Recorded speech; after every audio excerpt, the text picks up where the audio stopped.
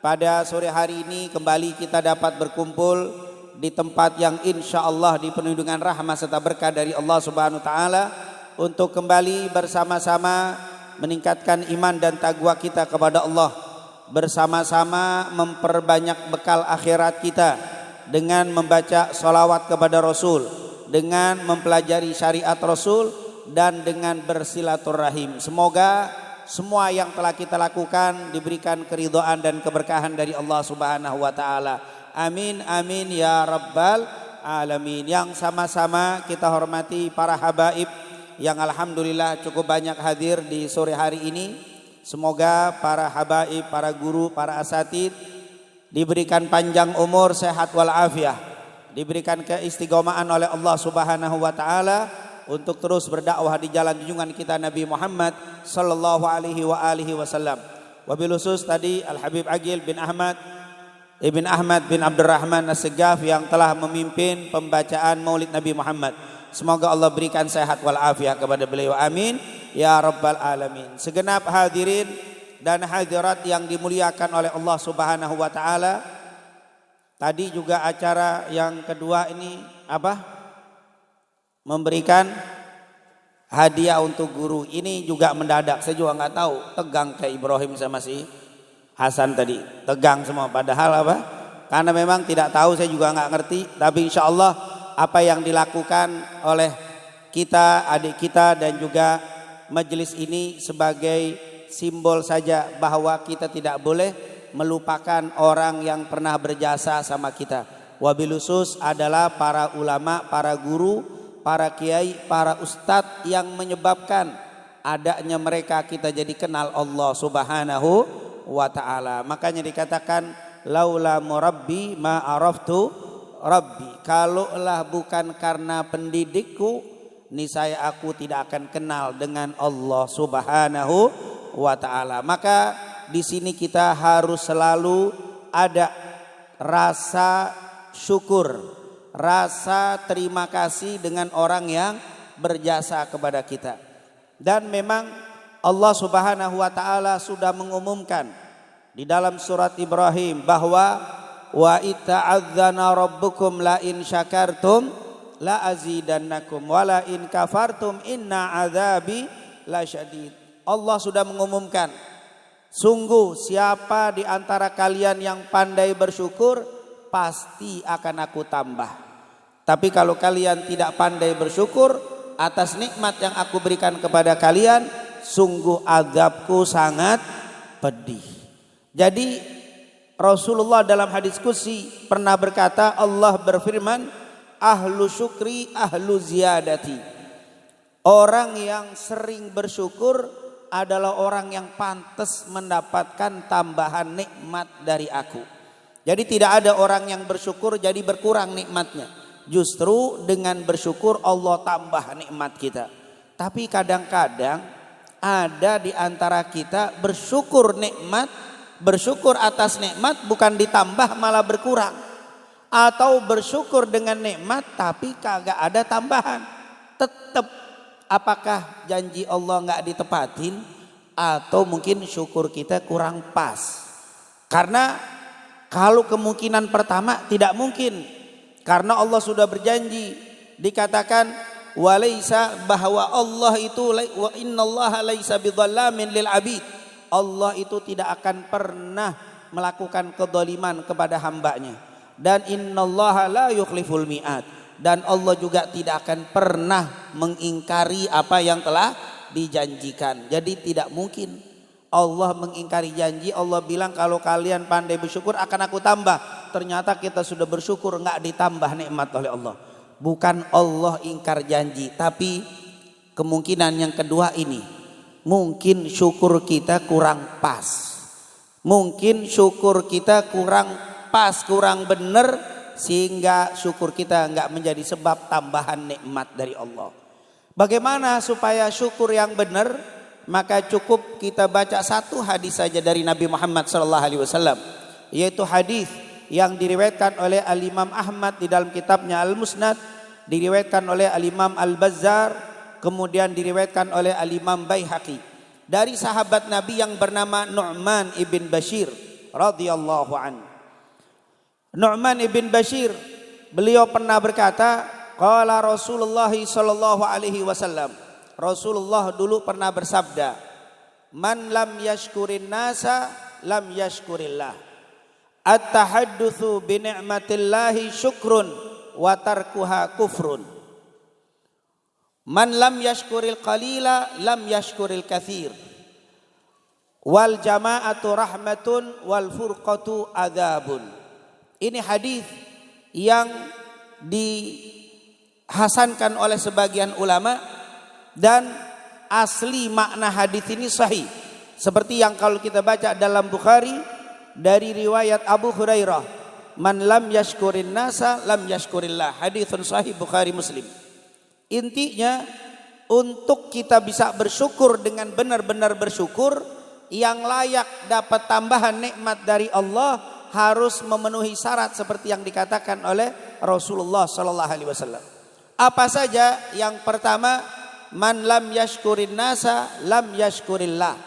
Siapa yang tidak pandai berterima kasih kepada manusia, dia tidak akan bisa pandai bersyukur kepada Allah. Jadi untuk mendapatkan syukur yang sempurna adalah yang pertama, berterima kasih sama manusia. Baru dia bersyukur kepada Allah.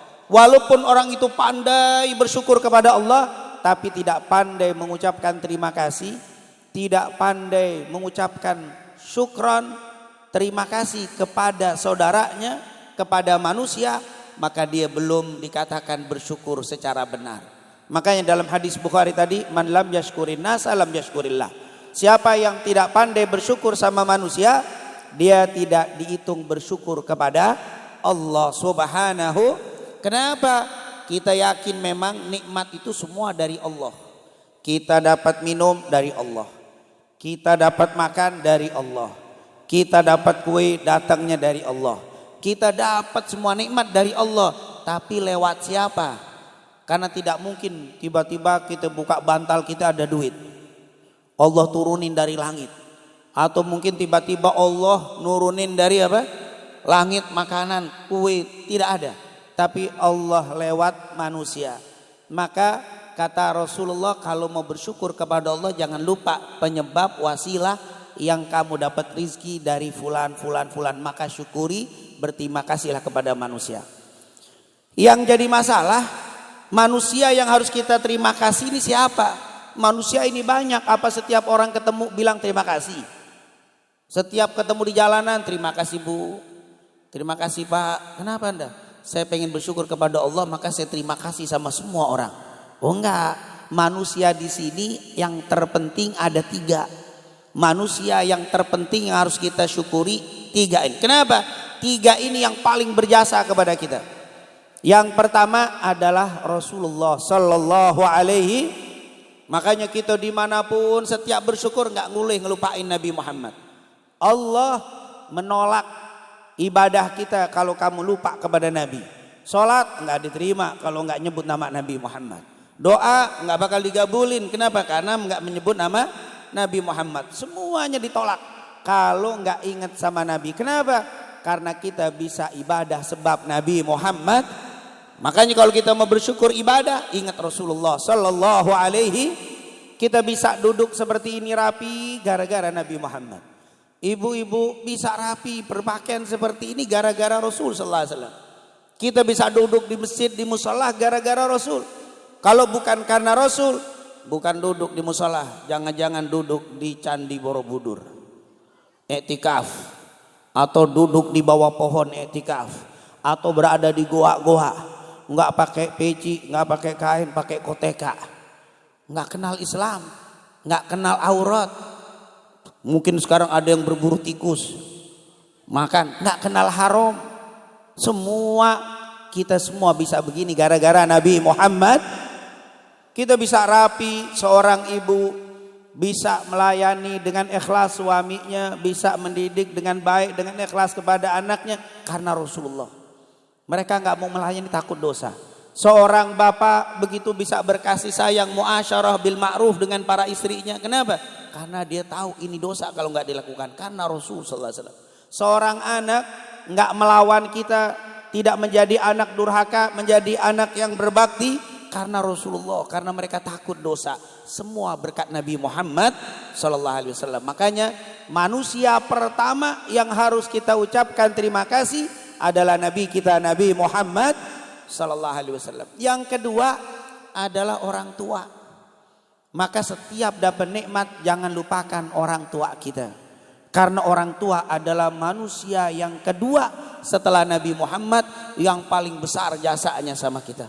Kalau nggak ada orang tua, kita mungkin nggak ada di muka bumi ini. Karena sebab orang tua adalah kita ada di atas muka bumi. Walaupun kita yang nyiptakan Allah, iya, tetapi lewat siapa keluar? Emang antum kayak ontak Nabi Soleh, nongolnya dari batu. Ontak Nabi Soleh nongolnya dari batu. Kita nggak dari batu, kita nggak dari tanah, kita dari orang tua kita. Maka manusia yang kedua harus disyukuri, yang harus kita ucapkan terima kasih adalah orang tua.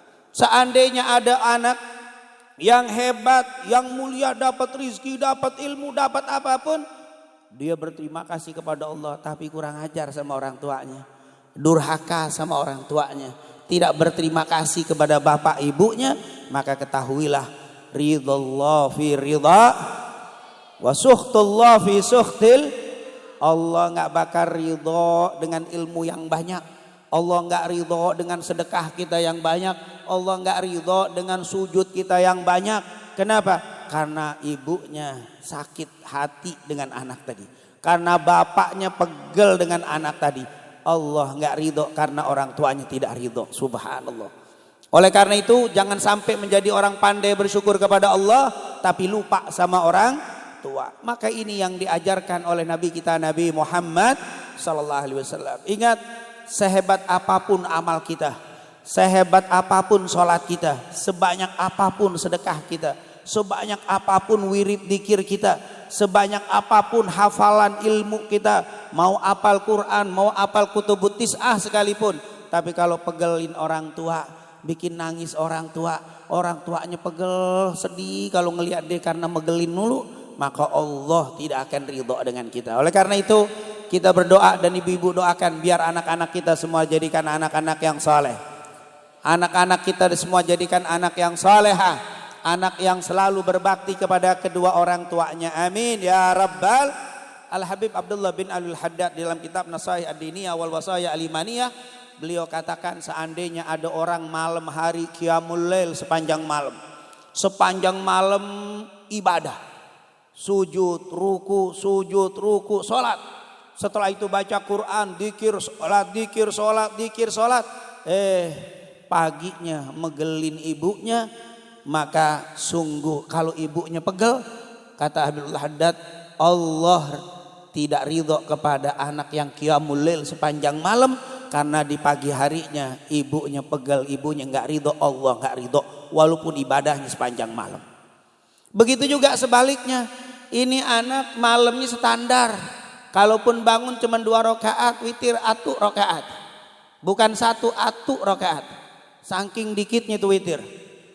2 rakaat tahajud, habis gitu witir apa? Atu rakaat, tapi bangun subuh ibunya senang ngelihat anaknya. Anaknya melakukan hal-hal yang membuat ibunya ridho, membuat bapaknya cinta, membuat bapaknya ridho. Maka anak yang model begini dapat ridhonya Allah walaupun malamnya nggak qiyamul lail seperti anak yang satu. Subhanallah. Apalagi malam, sepanjang malam tidur mulu, paginya megelin orang tua. Kira-kira dapat apa itu, Pak? Murkanya Allah Subhanahu. Nah, ini merupakan catatan untuk kita, terutama para santri. Jangan mengandalkan ilmu yang kita punya untuk dapat ridhonya Allah. Maka andalkan ridho orang tua kita biar Allah ridho kepada kita. Amin. Kita berusaha menjadi anak yang soleh, belajar dan belajar, tapi senangkan orang tua kita. Bagaimana caranya supaya ayah kita, ibu kita, abah umi kita, bapak ibu kita tersenyum dengan perbuatan kita. Dan bapak ibu kita tidak akan pernah marah, tidak akan pernah tidak ridho gara-gara kita ilmunya kurang. Tapi mereka akan marah dan tidak ridho kalau akhlak kita tidak baik. Makanya perbaiki akhlak kita, adab kita, supaya orang ridho kepada kita dan Allah ridho sama kita semua. Amin ya rabbal. Kita doakan sekali lagi semoga anak-anak kita semua dijadikan anak yang soleh dan solehah. Baik yang ada di Rubatul Fajri dan juga di pesantren-pesantren lain. Di sini saya tahu banyak anak-anak kita di luar dari Rubatul Fajri. Di majelis-majelis baik di pesantren atau di luar pesantren. Semoga semua anak-anak kita dijadikan anak yang soleh dan solehah. Amin. Ya Rabbal. Yang ketiga baru siapa yang harus kita ucapkan terima kasih? Yang pertama Rasul, yang kedua orang tua, yang ketiga guru-guru kita, ustadz-ustadz kita. Sebab mereka saya bisa kenal baca Al-Quran. Sebab mereka saya bisa baca Al-Quran, bisa baca sholawat, saya bisa sholat, saya bisa wudhu, saya bisa ibadah. Sebab mereka. Maka orang yang ketiga yang harus kita ucapkan terima kasih dan jangan pernah lupakan jasa mereka adalah para guru-guru kita. Ada yang disebut guru, ustadz, ada yang disebut muallim atau murabbi. Murabbi dengan ustadz itu beda. Kalau ustadz, ini ustadz bahasa kita ya, bukan ustadz bahasa luar negeri. Kalau ustadz luar negeri namanya profesor. Kalau disebut ustadz itu adalah profesor. Kita misalkan di mana Mekah, ini dibilang ustadz, ustadz itu udah profesor. Makanya kalau ada ulama, titel pertamanya alif, kedua titik, alif titik sama dal, terus Muhammad. Wah itu berarti ustadz, maksudnya profesor, doktor. Ustadz itu alif, D-nya itu doktor. Tapi alhamdulillah di Indonesia banyak para profesor. Mimpin tahlil profesor, wah keren. Di sono susahnya di profesor. Di sini banyak para profesor luar biasa. Karena di sini kita panggil apa? Ustadz. Ustadz itu artinya profesor. Al ustadz, ad doktor. Nah itu profesor doktor tuh. Kalau di sini memang nggak ada doktornya, tapi al ustadz udah cukup. Karena ustadz itu lebih tinggi daripada doktor. Bukan dokter. Kalau dokter nyuntik. Kalau doktor itu apa? S3. Nah ini profesor ustadz. Itu adalah orang-orang yang harus kita tidak boleh lupakan jasa mereka. Siapa itu? Adalah para guru, para ustadz, para kiai-kiai kita, para guru-guru kita yang ngajarin alif ba. Kalau zaman dulu alif ba, kalau sekarang ngajarin ikro, itu adalah guru-guru kita. Yang ngajarin kita wudhu, yang ngajarin kita sholat, itu adalah guru kita. Walaupun kadang-kadang kita lebih bangga kalau ketemu ustadz fulan di TV sering, nggak pernah ngajarin kita, cuman kenal doang. Kalau ketemu dia, waduh selfie-nya luar biasa. Ustadz, ya, tapi kamu pernah belajar? Nggak pernah belajar sama dia. Guru-guru yang setiap hari ngajarin kita, selalu hormatnya kurang. Jangan. Ini justru guru-guru yang setiap hari ngajar kita, inilah yang namanya murabbi, inilah ustadz. Kalau yang di TV yang ngajar ceramah sekali-sekali kita denger, harus kita kadang-kadang kita salah kaprah. Kita hormati guru kita dengan ustadz yang di TV yang ngetop, lebih hormat mana? Kadang-kadang lebih hormat dari apa? Guru yang di TV yang belum pernah kita ketemu, sekali ketemu wah. Padahal setiap hari ada guru yang kita kenal baca Al-Quran dia, yang ngajarin wudhu dia, yang ngajarin sholat dia. Bahkan nanti kalau kita meninggal yang nyolatin dia. Tapi kita sama dia biasa-biasa saja. Sama ustadz yang ngetop, wah luar biasa. Bahkan maaf, kalau lagi diundang amplopnya dia segini tebelnya. Ustadz yang ngajar kasih 100-200. Kok bisa begitu? Dia, sebab dia ini kita bisa sholat. Yang itu baru ketemu kalau kita meninggal dia belum tentu nyolatin. Nggak pernah, orang dia nggak kenal juga sama kita. Baru datang. Makanya ini kurang bagus. Kita buka majelis, kita punya majelis taklim, kita ngundang misalkan penceramah yang belum pernah kita ketemu karena dia ngetop. Wah Masya Allah, nggak salah ngasih amplop besar, bagus dengan dia ngetop sesuai dengan kedudukannya. Tapi jangan dilupakan guru-guru yang selalu ngajarin kita. Ini jangan dilupakan, ini kadang-kadang Masya Allah. Itulah yang namanya murabbi. Kalau ustadz, kiai itu tuh yang ngajarin kita sekali-sekali. Tapi kalau murabbi yang didik kita dari bangun tidur sampai mau tidur lagi, itulah yang namanya murabbi. Laula murabbi ma'araftu rabbi. Kalaulah bukan karena murabbi, aku tidak akan kenal Allah, karena mereka yang kenalkan Allah. Kalau yang dai-dai yang hebat-hebat itu ustadz di kampungnya dia, yang dia ngajar itulah yang harus. Tapi yang kita ketemu sekali-sekali, kita hormati, kita muliakan, tapi nggak lebih daripada guru-guru kita. Guru-guru kita yang ngajarin kita, terutama santri, guru-guru kita yang di kelas, yang tiap hari ketemu, pagi ketemu, siang ketemu, sore ketemu, malam ketemu. Inilah yang namanya murabbi. Semoga santri-santri kita dan juga seluruh para santri betul-betul tahu mana yang mesti lebih dihormati daripada guru-guru. Insya Allah semua kita dijadikan orang-orang yang selalu bersyukur kepada Allah dengan tidak melupakan manusia. Pertama adalah Nabi Muhammad yang tidak boleh dilupakan. Yang kedua adalah orang tua kita. Yang ketiga adalah para guru-guru kita. Alhamdulillah tadi itu bikin kejutan. Nggak tahu kejutan. Yang merasa terkejut cuman Ibrahim sama siapa? Sama Hasan doang ini. Sama Husin. Sama Hasan doang yang kejut. Yang lain kayaknya guru tenang, kelihatan kuing jalan. Kita aja nanya itu, nah jangan-jangan ulang tahun guru nih, benar tuh di bawah. Udah ketahuan duluan. Jadi kejutannya kurang apa? Musuhnya diumpetin, taruh di sini bawah, pasti nongol. Nah itu baru apa? Yang tegang lihat Ibrahim. Nah Ibrahim diapain ini katanya? Ibrahim nggak pelongo, mana Abi Bagil mukanya serem lah gitu. Waduh, udah takut aja dia. Ternyata mereka doang yang apa? Karena memang alhamdulillah. Karena berdua itu nggak merasa salah, aku disuruh tebak ini ada salah apaan. Kecuali tadi habis berantem mungkin. Tapi ini nggak ada salah apa-apaan. Makanya subhanallah ini adalah kejutan. Tentunya bukan nilai kuenya.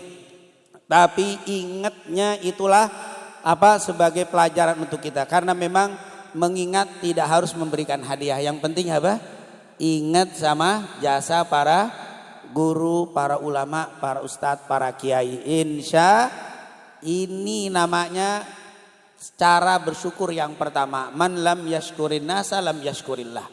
Tidak akan pandai kita menjadi orang bersyukur kepada Allah sebelum kita pandai berterima kasih kepada manusia. Yang kedua, man lam yashkurin nasa lam yashkurillah wa man lam yashkuril qalil lam yashkuril katsir. Yang kedua, tanda supaya nikmat kita bisa ditambah syukurnya benar adalah siapa yang tidak pandai mensyukuri nikmat yang kecil, dia tidak akan pandai bisa mensyukuri nikmat yang besar. Artinya apa? Kalau mau bersyukur, semua nikmat syukuri. Jangan dianggap ini mah nikmat kecil, selalu aja nggak ada syukurnya. Tapi kalau dikasih nikmat gede, baru apa? Dapat mobil, alhamdulillah, baru bersyukur. Kalau perlu sujud syukur. Tapi nikmat yang dianggap kecil dia kurang bersyukur, salah. Bapak Ibu yang dimuliakan Allah, tidak ada nikmat yang kecil, tidak ada nikmat yang besar. Semua nikmat besar. Karena yang memberi nikmat adalah yang maha besar. Tidak ada nikmat kecil. Orang-orang yang picik saja yang berpikiran ini nikmat kecil, ini nikmat besar. Padahal semua nikmat itu adalah nikmat besar. Makanya tidak ada para ulama membagi nikmat ada dua macam, nikmat kecil, nikmat besar. Ada nggak begitu? Yang ada pembagian dosa, dosa kecil, dosa besar. Tapi nikmat nggak ada nikmat kecil, nikmat besar. Dipikir bisa minum itu nikmat kecil, nikmat besar. Makanya habis minum disuruh kata Nabi jangan lupa alhamdulillah. Nikmat itu bukan nikmat kecil, nikmat besar. Mungkin karena kita masih sehat, masih bisa minum dianggap kecil. Tapi banyak orang yang sudah nggak bisa minum lagi. Kalau minum nggak bisa lagi lewat mulut, tapi harus lewat infus. Di saat itu nikmat minum, nikmat yang sangat besar. Makan dipikir kecil, nikmat yang besar. Ketika ngelihat orang udah nggak bisa makan, baru terasa nikmatnya sangat besar. Bahkan Bapak Ibu yang dimuliakan Allah bisa hadir ke tempat ini, nikmat yang sangat besar. Berapa banyak ketika orang sudah nggak bisa hadir lagi, hanya duduk di rumah, tidur di rumah, dia akan menangis. Ya Allah, nikmat banget. Itu bapak, itu ibu bisa datang ke majelis di sono sini dia hadir, nikmat besar. Kita bisa duduk, bisa berdiri dengan bebas, ini nikmat yang sangat besar. Kita lihat nanti kalau ada orang yang susah duduk, itu akan terasa besar. Ada bu, yang udah duduknya susah harus pegangan dulu. Pas duduk baru alhamdulillah, nikmat tuh terasa tuh. Karena mau duduk aja harus dipegangin. Pas mau berdiri harus nempel di tembok dulu. Pas udah tegak, alhamdulillah, baru tuh terasa nikmat. Kemarin waktu berdirinya lompat, debuk. Berdiri juga lompat, nggak merasa alhamdulillah. Kenapa? Karena belum hilang. Jadi tidak ada nikmat duduk, nikmat besar. Bisa berdiri, nikmat yang sangat besar. Memang la ya'rifu qimatas sehhati illa saqim. Tidak merasakan nikmat sehat kecuali orang sakit baru merasakan nikmat. Kita alhamdulillah bisa minum sebotol habis. Kadang segalon habis. Nanti kalau sudah waktu sakit, ya Allah, kita minum gak boleh banyak-banyak, itu mulai terasa nikmat. Jadi tidak ada nikmat yang kecil, tidak ada nikmat yang besar. Semua nikmat adalah besar. Maka kata Rasulullah, siapa yang pandai mensyukuri nikmat yang kecil, dia akan pandai mensyukuri nikmat yang besar. Jangan menunggu nikmat kecil dan nikmat besar. Apapun yang Allah kasih, ucapkan alhamdulillah. Kita bisa buang air, alhamdulillah. Bahkan kentut, alhamdulillah. Jangan dipikir kentut nikmat kecil.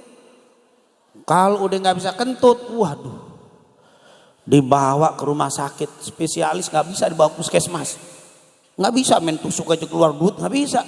Itu harus operasi, harus, waduh, nggak bisa kentut, penyakitnya ribet. Berarti nikmat yang sangat apa? Besar. Makanya waktu kentut, alhamdulillah. Iya, tapi jangan sembarangan kentutnya. Itu nikmat. Jangan antum kentut keluar, bu, kentut sembarangan bawa nih. Ini kan nikmat saat masa diomong. Enggak, tapi harus hati-hati juga buang airnya, buang kentutnya hati-hati. Nah, intinya nikmat semuanya. Dan ini adalah kata Rasulullah, man lam yashkuril qalil lam yashkuril katsir. Siapa yang tidak pandai mensyukuri nikmat yang kecil, dia tidak akan pandai mensyukuri nikmat yang besar. Ini kadang-kadang kalau dapat nikmat besar sujud syukur, nikmat kecil enggak. Padahal tidak ada nikmat besar, nikmat kecil.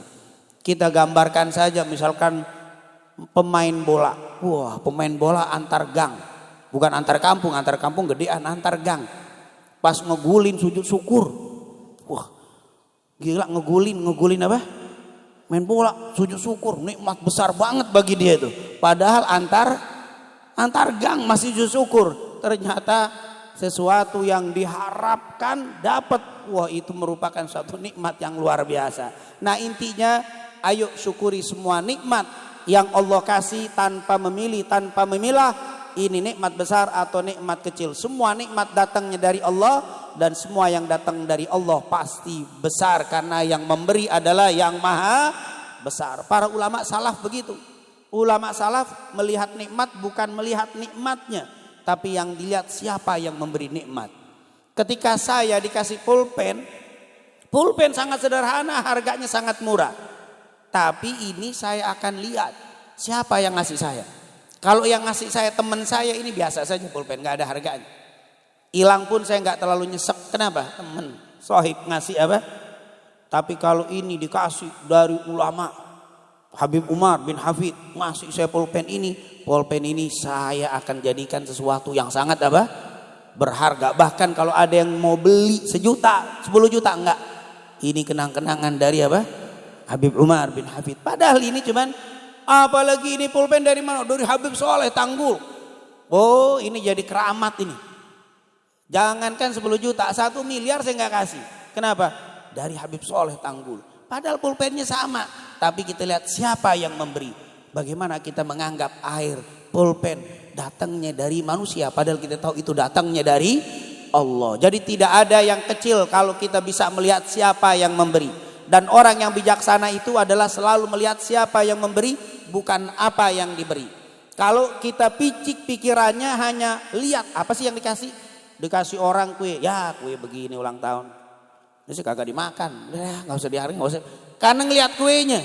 Tapi kalau kita ngelihat kenapa mereka memberi, oh mereka ingat dengan guru-gurunya, mereka ingat dengan para ustadznya. Inilah yang akan bernilai dan kita akan ucapkan terima kasih kepada anak-anak kita yang ingat dengan guru-gurunya. Insya ini adalah amalan untuk menjadi orang yang bersyukur biar nikmatnya ditambah.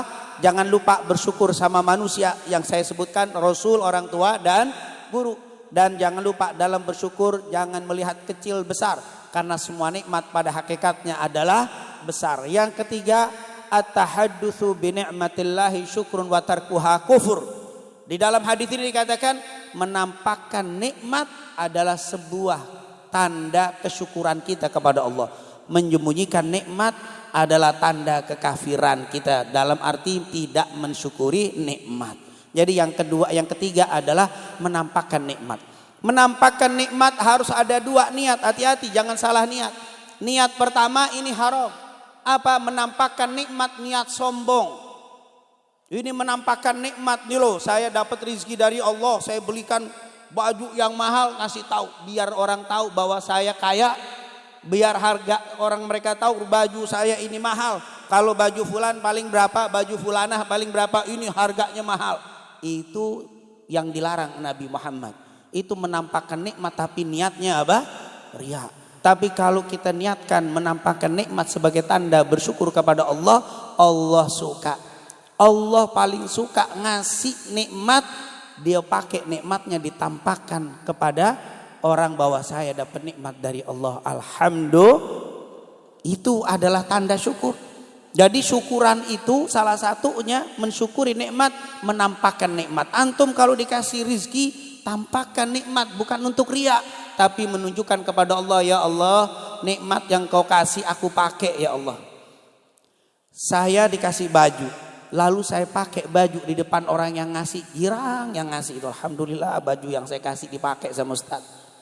Kita dikasih apa? Kita pakai, ya Allah itu orang girang, kenapa dipakai? Tapi kalau kita nggak pakai, kita simpen, maka orang itu akan kecewa. Ustaz tuh demen nggak ya dengan baju yang saya kasih? Oh nggak dipakai-pakai, kecewa. Begitu juga Allah Subhanahu Wa Taala. Kalau Allah kasih nikmat, gunakan nikmat tersebut. Jangan kita simpen. Kadang-kadang kita ini pakai alasan nikmat, nggak dipakai alasan hemat. Dompet tebel, dapat rezeki banyak, makannya ke warung, nasi putih, sayur bening. Bening beneran, airnya doang, kagak ada apa? Air putih, padahal pengen teh manis, cuman hemat-hemat. Itu kadang-kadang pelit. Beda tipis antara hemat sama pelit. Mau kemana ibu? Taman mini, jalan kaki. Iya hemat Sat. Jalan kaki hemat. Bakhil naik motor, naik gojek bisa, naik apa lagi? Mobil, taksi ada. Kan duit punya, kecuali gak ada duit. Itu namanya hemat. Tapi kalau ada duit bukan hemat. Allah kan ngasih rizki biar ibu gak capek. Allah kasih rizki sama bapak biar beli baju yang bagus. Allah kasih niatnya begitu. Bukan untuk disimpan tuh duit. Enggak Sat, ini disimpan biar untuk anak cucu. Wah jauh banget kepikiran. Anak cucu kita udah ditentukan rizkinya oleh Allah. Bukan kita yang ngasih rizki kepada anak kita, enggak. Kita meninggal, mereka tetap bakal dapat makan, dapat minum dari Allah Subhanahu. Allah katakan wala taqtulu auladakum khasyata imlaq, nahnu narzuquhum wa iyyakum. Jangan kalian hidup nih takut miskin, jangan kau bunuh anak-anakmu karena takut miskin. Kami yang ngasih rizki mereka dan kamu, kata Allah. Dalam ayat yang lain, nahnu narzuqukum wa iyyahum. Kami yang ngasih makan kamu dan mereka. Jadi yang ngasih makan anak-anak kita Allah. Cuman lewat kita, rizkinya lewat kita. Jangan sampai ada yang bilang, nak kalau saya meninggal siapa yang ngasih makan kamu? Mati kamu. Kata siapa? Banyak bapaknya meninggal, anaknya lebih makmur, diperhatiin orang, lebih enak daripada waktu ada bapaknya. Ternyata yang ngasih makan anak-anak kita bukan bapak ibunya, tapi Allah. Cuman lewat orang tua. Makanya di sini jangan jadi Tuhan kecil. Tuhan kecil itu apa? Kalau nggak ada saya susah hidupnya dia. Wah. Kalau nggak ada saya mati dia. Kalau nggak ada saya kelaparan dia. Dari mana antum jadi Tuhan? Ini yang ngasih makan semua adalah Allah Subhanahu. Nah, ini luar biasa. Makanya Allah kasih, nggak usah mikirin bapak nyimpen boleh untuk anak kita boleh, tapi jangan nyusahin diri. Kita makan secukupnya, lebihnya simpen untuk anak. Jangan nggak makan putih melulu, jadi bening tuh ibu. Makannya bening melulu. putih semua, air putih, nasi putih, benar jadi bening lurus, masya Allah, saking pucatnya jadi putih gitu. Apa duitnya disimpan untuk anaknya? Enggak, makan nikmati lebihnya simpan untuk anak-anak kita. Ini jadi Allah demen kalau nikmat yang dikasih ditampakin, diliatin. Insya Allah kita menjadi orang-orang yang bersyukur. Insya Allah Allah jadikan kita orang-orang yang bersyukur sesuai dengan ajaran Nabi Muhammad, sehingga nanti ditambah nikmat kita oleh Allah Subhanahu. Yang terakhir sebagai penutup, wal jama'atu rahmatun wal furqatu adzabun. Jaga persatuan, jangan sampai terjadi perpecahan. Kenapa? Karena hidup berjamaah itu adalah rahmat. Hidup berjamaah, hidup bersaudara, tidak bermusuh-musuhan, nikmat. Kalau kita berpecah, bermusuh-musuhan, tidak saling tegur, saling buang muka, oh, serem. Buang muka, bayangin Bu, dibuang. Kalau pas dibuang diambil sama tukang sampah nggak punya muka, Ibu, ngilu kita. Makanya jangan suka buang muka, khawatir diambil sama, apalagi ada anjing, waduh ada muka nih, kabur hilang muka Bu. Allah, jangan suka buang muka, jangan suka melengos. Kenapa? Kalau kita sudah mulai tidak tegur sapa, ketemu saling membuang muka, saling bermuka masam, itu hidup jadi nggak nikmat. Adab nih. Ini aula lumayan luas, tapi kalau ibu ada aja musuhan sama satu atau dua orang di sini, jadi sempit ini aula Bu. Mau masuk, aduh ada ibu itu kesini. Waduh kelihatan muter ngelip di situ. Kenapa Bu luas? Ada fulan. Padahal satu di sini yang nggak didemen, yang musuhan sama dia cuma satu, jadi sempit nih tempat. Pas mau pulang ke sono laki semua bubar. No perempuan mau lewat ada dia. Waduh nggak pulang-pulang nungguin. Nggak pulang-pulang Bu. Ada dia depan pintu. Ya Allah. Susah hidupnya gara-gara apa? Musuhan, nggak tegur sapa. Coba deh hatinya plong. Ketemu siapa saja enak luas ini. Bahkan kalau kita saling bersaudara, menjaga persaudaraan, menjaga persatuan, masuklah berada di tempat paling pojok tapi sebelahnya senyum, enak hidupnya. Ini luar biasa yang diajarkan, nikmat kalau kita bersatu. Nikmat kalau kita bersatu. Makanya insya Allah perbedaan kita nanti dalam pemilu nih, soal sebentar lagi nih 2024, nggak usah ribut. Nggak usah saling nyalain, silakan siapa yang kita demenin, siapa yang kita suka, pilih. Nggak usah nyalain yang lain. Nggak usah bicara kekurangan partai atau jenis pemilihan yang lain. Caleg, capres, cawapres kita nggak usah ributin. Yang penting pilih yang kita suka, tinggalin yang kita nggak suka, nggak usah disebutin kesalahan. Kadang-kadang suka begitu, milih yang satu jelek-jelekin yang lain, tidak boleh. Contohnya, kalau saya misalkan milih calon satu. Misalkan saya milih yang satu, saya nggak mau jelekin yang kedua, nggak mau yang ketiga, udah biarin cukup satu aja, nggak usah pakai jelekin yang lain. Begitu yang diajarkan Rasul Shallallahu Alaihi. Contoh ciri Nabi Muhammad ya, jangan jelek-jelekin yang lain, pegang yang kita pilih. Itu yang diajarkan oleh Rasul Shallallahu Alaihi Wasallam. Insya Allah biar kita tetap bersatu. Jangan sampai perbedaan pemilihan capres cawapres menjadi kita pecah. Insya Allah Allah selalu menjaga persatuan kita. Allah jaga persaudaraan kita sehingga hidup kita penuh dengan rahmat, dijauhkan dari adab. Amin ya rabbal alamin.